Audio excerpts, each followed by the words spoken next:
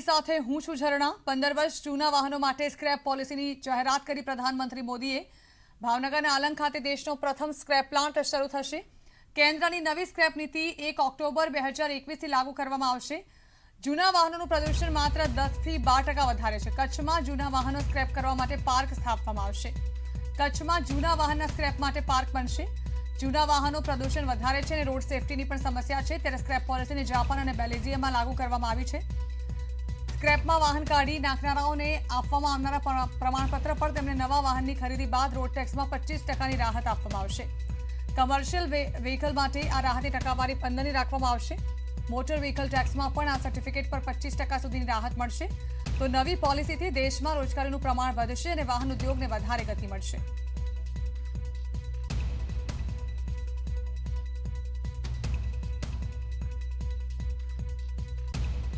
हमारी एक सबसे बड़ी समस्या ये थी कि भारत में करीब 1 करोड़ ऐसी गाड़ियां थी जो बिना वैलिड फिटनेस के बिना चल रही थी उसके कारण प्रदूषण भी बढ़ रहा था और फ्यूल में भी काफी खर्चा हो रहा था क्योंकि उसमें फ्यूल इफिशिएंसी नहीं थी और सेफ्टी के दृष्टि से भी अपने नॉर्म्स वो पूरी नहीं कर रही थी और इसलिए स्वाभाविक रूप से स्क्रैपिंग पॉलिसी की शुरुआत उसी विचारों से हुई है।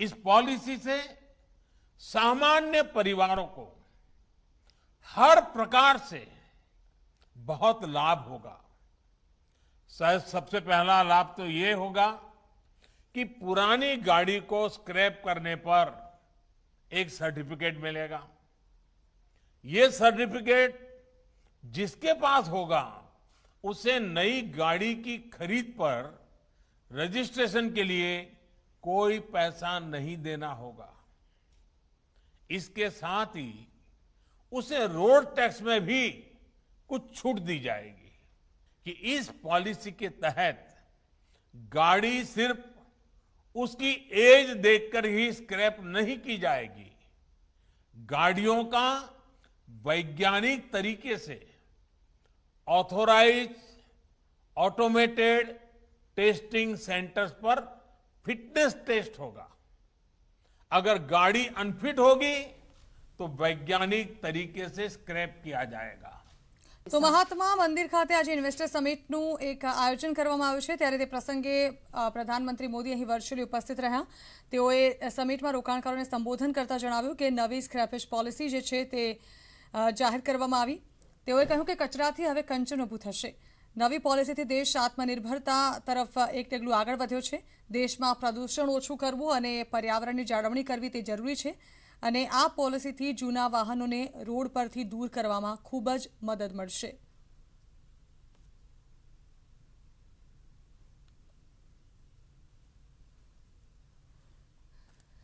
તો પોલિસી ઓટો ક્ષેત્રને નવી ઓળખ આપવાનું પણ પ્રધાનમંત્રીએ જણાવ્યું દેશ આત્મનિર્ભરતા તરફ એક ડગલું આગળ વધ્યો છે ત્યારે હવે ધીમે ધીમે દેશને લગતા કેટલાક વધુ મહત્વના પગલાં લેવામાં આવી રહ્યા છે સ્ક્રેપ પોલિસી જે હવે લાગુ કરવામાં આવી છે જે 1 ઓક્ટોબરથી લાગુ થશે તે પોલિસીથી દેશમાં રહેલા જૂના વાહનો દૂર કરવામાં પણ મદદ મળશે 21મી સદીનું ભારત તે સ્વચ્છ અને ટ્રાફિક મુક્ત બને તે સમયની માંગ છે અને તે માટે આ પ્રકારના નિર્ણયો લેવાની ફરજ પડી છે દેશમાં પ્રદૂષણ ઓછું કરવું અને પર્યાવરણનું સંરક્ષણ કરવું તે જરૂરી છે તેઓએ સ્ક્રેપિંગ પોલિસીના લાભ પણ પ્રધાનમંત્રીએ જણાવ્યા તેઓએ જણાવ્યું કે જે વ્યક્તિ પોતાની ગાડી સ્ક્રેપ કરાવશે તેને એક સર્ટિફિકેટ મળશે અને આ સર્ટિફિકેટ બતાવવાથી તેને નવી ગાડીના રજિસ્ટ્રેશન ચાર્જમાંથી મુક્તિ આપવામાં આવશે તો આ ઉપરાંત अन्य લાભ પણ સરકાર આપશે જૂની ગાડીની સરખામણીમાં નવી ગાડી પેટ્રોલ ડીઝલ પર ખર્ચ ઓછો આવશે આથી ઈંધણની પણ બચત થશે અને નવી ગાડીઓને કારણે રસ્તાઓ પર અકસ્માતની સંખ્યા પણ ઘટી જશે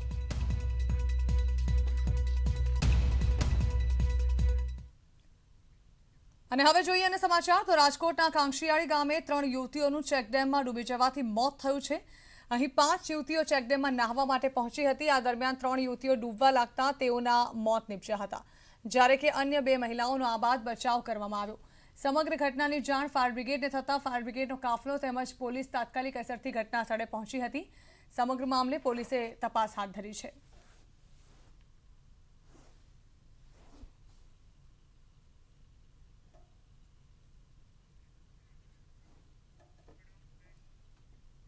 પંચમહાલમાં ચોમાસાની ઋતુનો માંડ 31% જ વરસાદ નોંધાયો છે, જેના કારણે કેટલાક ખેડૂતોએ હજી સુધી ડાંગરની રોપણી નથી કરી.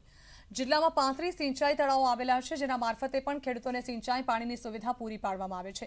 જ્યાં કેનાલની સુવિધા નથી તેવા ખેડૂતો માટે આશીર્વાદ સમાન છે, પરંતુ આ વર્ષે જિલ્લામાં હાલ સુધી 31% વરસાદ નોંધાયો છે, જેના પરિણામે તળાવો અને નદીઓ તેમજ ચેકડેમ હજી પણ ખાલીખમ જોવા મળી રહ્યા છે. આ જળસ્રોતમાં પાણીનો સંગ્રહ નહીં થતા ભૂગર્ભ જળસ્તર પણ હજી નીચા જોવા મળી રહ્યા છે. ઓછા વરસાદને પગલે હાલ ચોમાસાની ખેતીને ભારે નુકસાન થવાની ભીતિ સર્જાઈ રહી છે.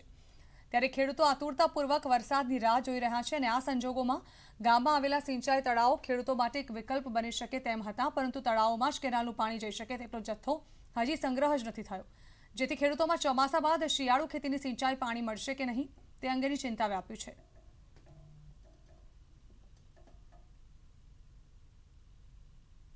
પાંત્રીસ તળાવની જે ટોટલ લાઈફ સ્ટોરેજ છે એ 26.35 MCM જેટલી છે અને હાલની દશામાં એટલે કે તારીખ 12/8/2021ના રોજ એ 1.29 MCM છે, જે ટોટલ લાઈફ સ્ટોરેજના ખાલી 4.89% છે.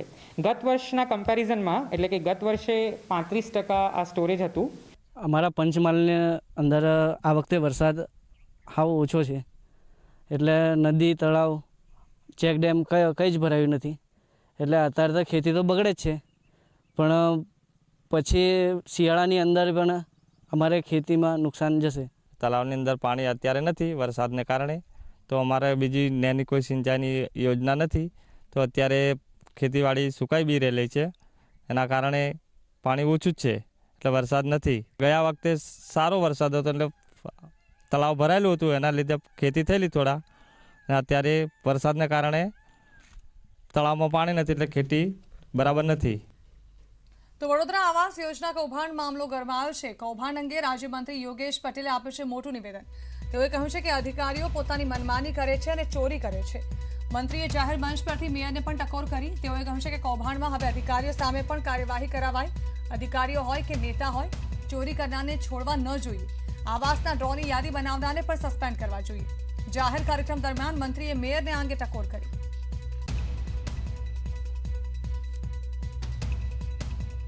અધિકારીઓ વારંવાર ભ્રષ્ટાચાર કરતા હોય છે, પરંતુ આજે અમારા મેયરશ્રી બી જોડે છે. મેં કીધું તાત્કાલિક આને સસ્પેન્ડ કરો. 2-5 અધિકારી ઘર ભેગા થશે તો જ આ ભ્રષ્ટાચાર નાબૂદ થશે. કે કદાચ આ ડ્રો માટે આવ્યો ગબલો નહીં થયો હોય, પરંતુ પહેલાંના ડ્રોમાં બી કદાચ આવી ગડબડ થઈ હશે, તો એની પણ સેવા સદન દ્વારા વ્યવસ્થિત ઇન્કવાયરી થાય.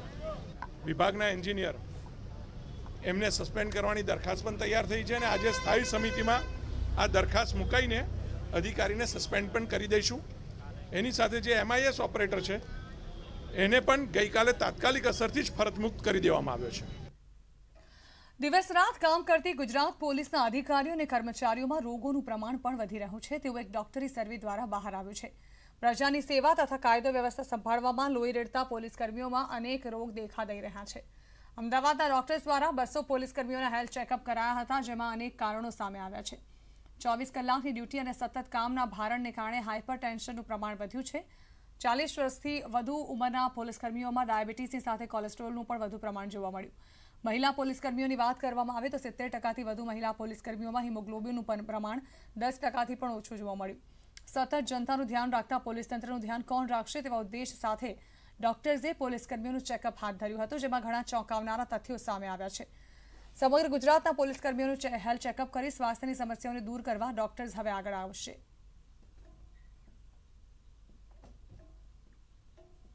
અમે લોકોએ જે આ પહેલ ચાલુ કરી છે એની અંદર આપણે લોકોએ 200 પોલીસ કર્મીઓના સેમ્પલ્સ અરાઉન્ડ 200 લોકોના સેમ્પલ કલેક્ટ કર્યા છે.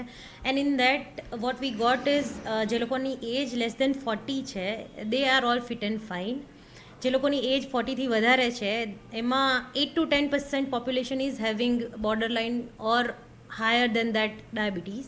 એન્ડ ઘણા લોકોના કોલેસ્ટ્રોલ લેવલ બી બહુ હાઈ છે. આજે ઉદ્ગમ પેથોલોજી લેબોરેટરી દ્વારા અમારા પોલીસ સ્ટેશનની અંદર ડાયાબિટીસ શુગર ટેસ્ટ કરવા માટે આવેલ તો અમારા પોલીસને 24 કલાક માટે ડ્યુટી હોય છે. જમવાનો બહુ સમય મળતો ન હોય, અવારનવાર વહેલું મોડું થતું હોય, એને લીધે આ શરીરની અંદર અનેક પ્રકારના રોગો ઉત્પન્ન થતા હોય. 75માં સ્વાતંત્ર્ય પર્વની રાજ્યકક્ષાની ઉજવણી જૂનાગઢમાં થવાની છે. ત્યારે 75માં સ્વાતંત્ર્ય પર્વની ઉજવણીને લઈને વહીવટીતંત્ર તેમજ પોલીસ વિભાગે તડામાર તૈયારીઓ શરૂ કરી દીધી છે. બિલખા રોડ પર આવેલ પોલીસ પરેડ ગ્રાઉન્ડ પર મુખ્યમંત્રી વિજય રૂપાણીના હસ્તે ધ્વજવંદન કરવામાં આવશે, જેમાં 800થી વધુ પોલીસકર્મી ભાગ લેશે અને મરીન કમાન્ડો પણ પરેડમાં ભાગ લેશે. સાથે જ પ્રથમવાર જીઆરડી અને એનસીસી પ્લાટૂન પણ જોડાશે. ગ્રાઉન્ડ પર મોટર અને બાઇક શો તેમજ હોર્સ અને ડોગ શોનું પણ આયોજન કરવામાં આવ્યું છે. જૂનાગઢ તેમજ બહારના જિલ્લામાંથી 2000થી વધુ પોલીસને બંદોબસ્ત માટે તૈનાત કરવામાં આવ્યું છે. તથા સ્વાતંત્ર્ય પર્વની પૂર્વ સંધ્યાએ કૃષિ યુનિવર્સિટીમાં એટ હોમ કાર્યક્રમનું આયોજન કરાયું છે, જેમાં રાજ્યપાલ અને સીએમની હાજર થવાના છે. गुजरात पुलिस की प्रोजेक्ट्स का इनाग्रेशन होने वाला है. एक 10,000 body worn cameras and 15 drone Gujarat police में इंडक्ट होने वाले. उनका इनाग्रेशन सीएम साहब करेंगे. गुजरात पुलिस की तरफ से काफ़ी कल्चरल इवेंट्स भी है. बॉम्बे पीटी है, कुछ पुलिस लाइन बच्चे से मलकम और जिम्नास्टिक्स की शो है. फिर लेजिम नृत्य कार्यक्रम है जिसमें लगभग 200 पुलिस वाले साथ में डांस करेंगे. एंड मोटर शो है, मोटरसाइकिल शो हर बार आप देखते हैं, इससे और बेहतर बनाया गया और अच्छा शो इस बार पुटअप करेंगे. હોર્સ શો है एंड डॉग शो है. અને હવે વાત કરીએ શહેરમાં પશુરાજને લઈને.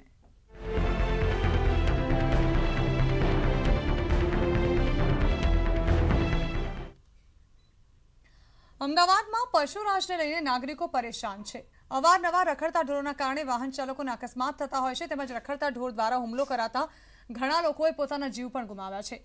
ત્યારે 2017માં અમદાવાદ શહેરમાં જાહેર રોડ પર ઢોર રખડતા રાખવા મુદ્દે વેજલપુર પોલીસ મથકે ફરિયાદ નોંધાઈ હતી અને ઢોર માલિક સામે ગુનો નોંધી કાર્યવાહી કર્યા બાદ મુક્ત કરાયા હતા. પોલીસે આઈપીસી 308 મુજબ નોંધી વધુ તપાસ હાથ ધરી હતી. છતાં હાલ સ્થિતિ જેસે થે જેવી છે, કારણ કે આ અંગે ન્યૂઝ 18 ગુજરાતીની ટીમ દ્વારા રિયાલિટી ચેક કરતા અમદાવાદના વેજલપુર વિસ્તારમાં રસ્તા પર ઢોર જોવા મળ્યા. અમદાવાદમાં તંત્ર વધુ મોતની રાહ જુએ છે. આ સવાલ હવે ઉઠી રહ્યો છે.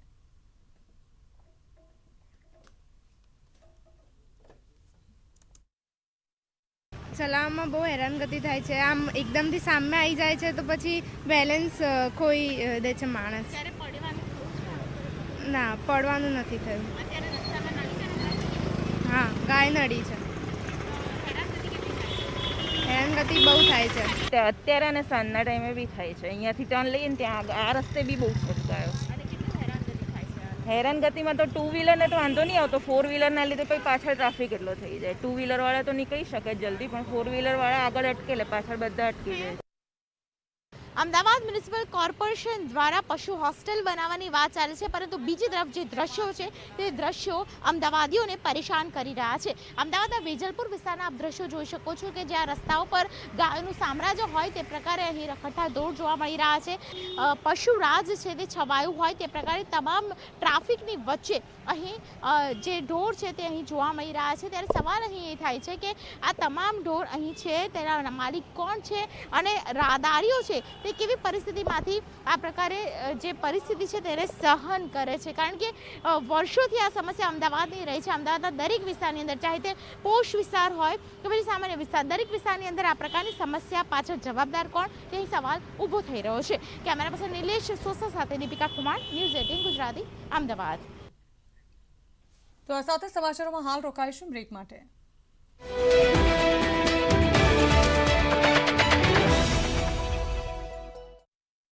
વાઘ બકરી કેપેચિનો, ફક્ત ગરમ પાણી ઉમેરો અને તૈયાર છે કેફે જેવી કેપેચિનો.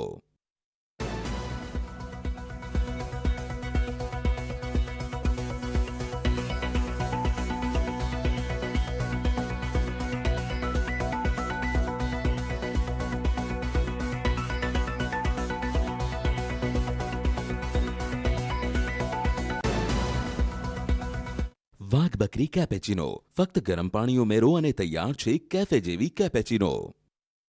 પાટણમાં ગમખ્વાર અકસ્માતમાં બાળકી સહિત 3ના મોત. ચાણસમાં મહેસાણા હાઈવે પર થયો હતો અકસ્માત. સ્વિફ્ટ કાર અને ટેન્કર વચ્ચે થયો હતો અકસ્માત. રાજકોટમાં બીઆરટીએસ રૂટ પર થયેલા અકસ્માતના સીસીટીવી સામે આવ્યા છે. અકસ્માતમાં ઉદ્યોગપતિ વિજય સોરઠિયાનું મોત નીપજ્યું છે. 8 ઓગસ્ટના રોજ વહેલી સવારે ઘટના બની હતી. વડોદરાના દાંડિયા બજારમાં મારામારીનો વિડીયો વાયરલ થયો છે. પાર્કિંગના મુદ્દે થયેલી બોલાચાલી બાદ મારામારીની ઘટના બની હતી. રાવપુરા પોલીસ મથકે મામલો પહોંચ્યો. ખેડાના માતરથી લીંબાસી રોડ પર આવેલા પેટ્રોલ પંપ પર પેટ્રોલ પુરાવા મામલે માથાકૂટ બાદ મારામારી થઈ હતી. કેટલાક શખ્સોએ પંપના કર્મચારી પર હુમલો કર્યો હતો. રાજ્યમાં બાયોડીઝલ કૌભાંડ પર પોલીસની તવાઈ. મુખ્ય આરોપી અસલમ તૈલી સહિત 7ની ધરપકડ. 6 કરોડ 90 લાખનો મુદ્દામાલ જપ્ત. સુરતની કારંજ જીઆઈડીસીમાં ચાલતું હતું કૌભાંડ. પેટ્રોલ ડીઝલના ભાવમાં તોતિંગ વધારો થતા હવે વાહન ચાલકોએ પણ વિકલ્પ શોધવાનું શરૂ કર્યું છે.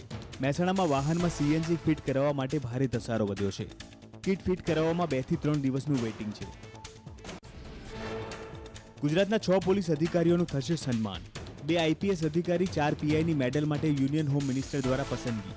કેન્દ્ર સરકારે કુલ 152 આઈપીએસની મેડલ માટે કરી છે પસંદગી. સૌરાષ્ટ્રમાં વરસાદ પાછો ખેંચાતા પાકને નુકસાનની ભીતિ સેવાઈ રહી છે. મોટી માડી ગામના ખેડૂતોએ આજથી 24 કલાક રામધૂન શરૂ કરી છે. 1971ના યુદ્ધમાં મા ભૌમની રક્ષામાં શહાદત વહોરનાર શહીદ વીરોના પરિવારનું સન્માન કરવામાં આવી રહ્યું છે. જે અંતર્ગત પોરબંદરમાં સરદાર પટેલ નેવલ બેઝ પર સન્માન કાર્યક્રમ યોજાયો. શ્રાવણ મહિનામાં શિવ ભક્તિનો અનેરો મહિમા છે. અરવલ્લીના ધનસુરામાં ગઢી માતાના મંદિરે 4 લાખથી વધુ શિવલિંગનું નિર્માણ કરવાનો સંકલ્પ કરાયો છે. જેમાં દરરોજ 11,000 શિવલિંગનું નિર્માણ કરાઈ રહ્યું છે. સૌરાષ્ટ્ર યુનિવર્સિટીએ ઉત્તરવહીમાં ખૂબ મોટા અક્ષર કે લખાણ વચ્ચે લીટી છોડનારને પૂરક ઉત્તરવહી નહીં મળે તેવો લીધો નિર્ણયથી વિદ્યાર્થીઓમાં રોષ. ઉત્તરવહીમાં બિનજરૂરી જગ્યા પણ નહીં છોડી શકાય. નિર્ણય અંગે સૌરાષ્ટ્ર યુનિવર્સિટીનો ખુલાસો. ઉત્તરવહી બગાડ અટકાવવા લેવાયો હતો નિર્ણય. નિયમ પાલન ન કરનાર વિદ્યાર્થીને પૂરક ઉત્તરવહી નહીં અપાય. સૌરાષ્ટ્ર યુનિવર્સિટીના ઉત્તરવહીના નિર્ણય અંગે વિવાદ થતા ન્યૂઝ 18 અહેવાલ પ્રસારિત કર્યો. અહેવાલ પર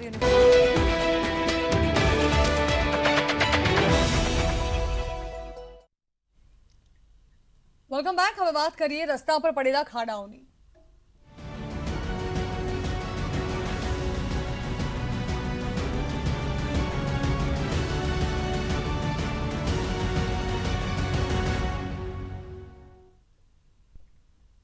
અમદાવાદનો નિકોલ વિસ્તાર હજુ પણ પ્રાથમિક સુવિધાથી વંચિત છે. નિકોલમાં ગંગોત્રી સર્કલનો વિસ્તાર જ્યાં તૂટેલા રોડ આ વાતની ગવાહી આપી રહ્યા છે.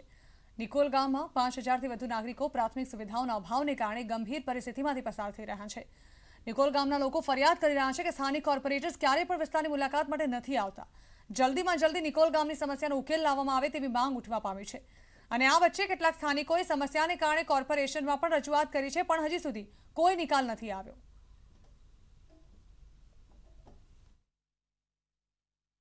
તો કે હમણાં કરી દેવું, હમણાં થઈ જાય. કેટલા એક્સિડન્ટ થાય છે, ગાયોના એક્સિડન્ટ થાય છે. સવારમાં તમે આવો તો તમને એમ થાય આમાં કેમ ગાડી હાંકવી. લગભગ 1 વર્ષ જેવું ઉપર થઈ ગયું હશે ત્યારનો આ રોડ બંધ છે. બધાને બહુ પ્રોબ્લેમ થાય છે, એક્સિડન્ટ થાય, ઘણું બધું થાય. એમાં શાક માર્કેટ ભરાય છે એટલે વધારે પ્રોબ્લેમ થાય. આ રોડ ઉપર અમે બધા કોર્પોરેટરને લેખિત અરજી આપેલી છે. રજૂઆત કેટલી વાર કરી છે, પણ તો અહીંયા તંત્ર આનું ધ્યાન આપતું જ નથી. અહીંયા નહીં હોય તો હજારોની પણ લાખોની સંખ્યામાં અવર જવર કરતા હશે લોકો. ધંધાદારીઓથી લઈ રહેઠાણવાસીઓ બધા છે, પણ તો આનું કોઈ ધ્યાન દોરતું જ નથી. અમદાવાદના નવા નિકોલ વિસ્તારમાં વિકાસ ચોક્કસથી થઈ રહ્યો છે, પરંતુ વિકાસ ક્યાં તે અહીં સૌથી મોટો સવાલ ઊભો થઈ રહ્યો છે. મારી પાછળના રસ્તા આપ જોશો તો આપને ખ્યાલ આવશે કે અહીં વિકાસ કેવી રીતનો છે.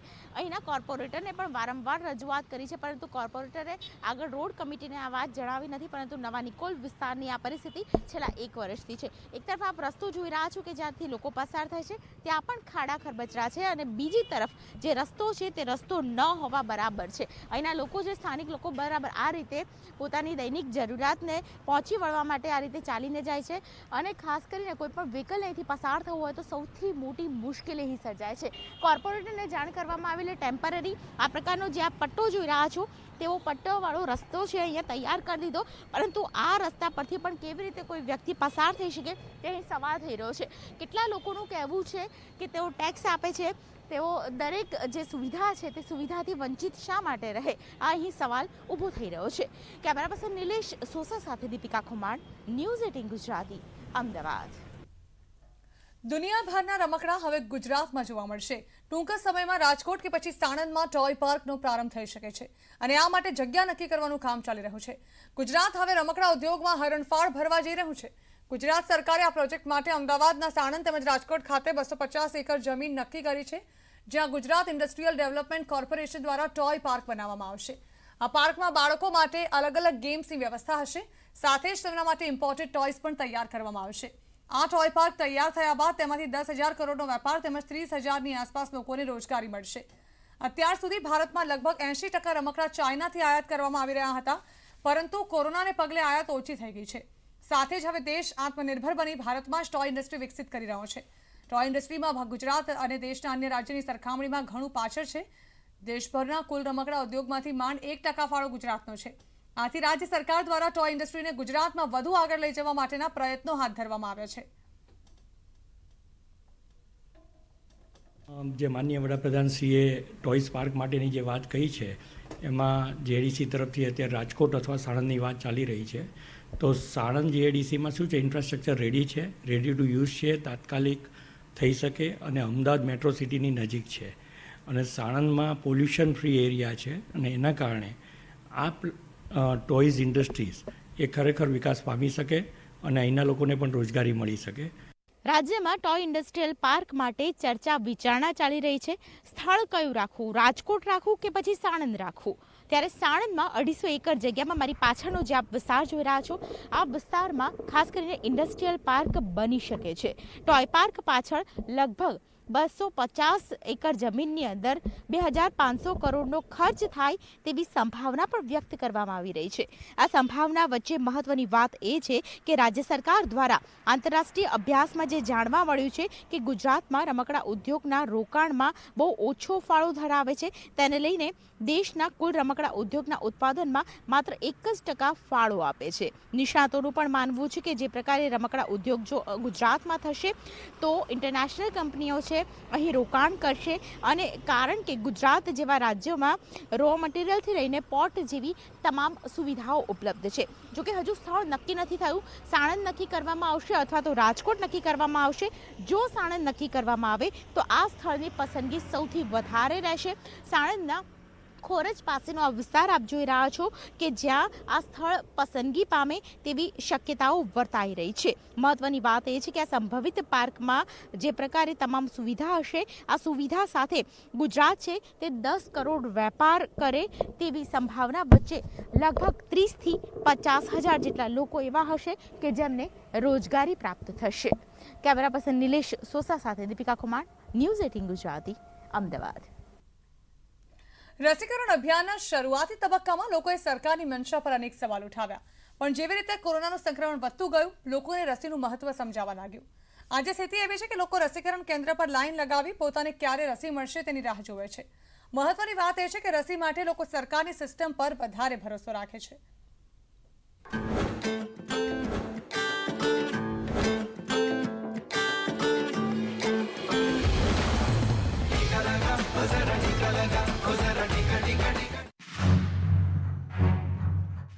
सोलह जनवरी को जब देश के कई राज्यों में वैक्सीनेशन अभियान की शुरुआत हुई, तब लोगों के मन में वैक्सीन को लेकर कई सवाल थे. लोग वैक्सीन से बचने के लिए बहाने बनाते नजर आते थे, लेकिन जब कोरोना की दूसरी लहर ने देश में दस्तक दिया और देखते ही देखते जब देश की एक बड़ी आबादी इसकी चपेट में आने लगी, तब जाकर लोगों को वैक्सीनेशन की अहमियत समझ में आने लगी.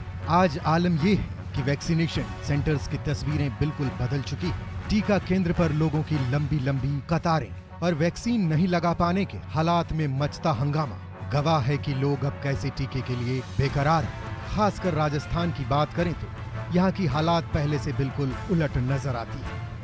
सरकारी अस्पतालों के अंदर बहुत ही अच्छे व्यवस्थित तरीके से वैक्सीनेशन हो रही है और व्यक्ति जब आता है उसको बहुत देर वेट नहीं करनी पड़ती है. आता है, उसके रजिस्ट्रेशन कर लेते हैं हम, तुरंत ही वैक्सीन लगा देते हैं. बीते 5 महीनों में टीके को लेकर लोगों की बदली सोच में एक खास बात और भी नजर आती है. वो ये कि टीके के लिए लोगों का भरोसा प्राइवेट सेंटर से ज्यादा सरकारी केंद्रों पर है, जबकि केंद्र सरकार ने निजी सेंटर्स पर भी सकुशल वैक्सीन लगाने की सुविधा प्रदान की, जहां टीके को लेकर धक्का मुक्की भी कम है. बावजूद इसके लोगों की भीड़ सरकारी सेंटर्स पर ही उमड़ रही है। आंकड़े बताते हैं कि अकेले राजस्थान की बात की जाए तो यहाँ अब तक लगाए गए कुल डोज में से 98% लोगों ने सरकारी सेंटर्स पर ही वैक्सीन लगवाई है, जबकि महज 1.98% लोगों ने ही निजी सेंटर्स पर जाकर वैक्सीन लगवाने की जहमत उठाई है। जो हमें टारगेट जो दिया है उसके हिसाब से 36 लाख के आसपास हम 36 लाख हम तो वैक्सीनेट कर चुके हैं जयपुर के अंदर, जो कि लगभग 57 जो टारगेट पॉपुलेशन है उसको हम कवर कर चुके हैं। आपको बता दें, अकेले जयपुर में ही 100 से अधिक निजी रजिस्टर्ड सेंटर्स हैं, लेकिन उनमें से सिर्फ 45 सेंटर्स पर ही वैक्सीन लगाई जा रही है, जबकि प्रदेश के अन्य जिलों की बात करें तो ज्यादा निजी सेंटर्स नहीं हैं, लेकिन सरकारी सेंटर्स पर मिल रही बेहतर व्यवस्था, मुफ्त वैक्सीनेशन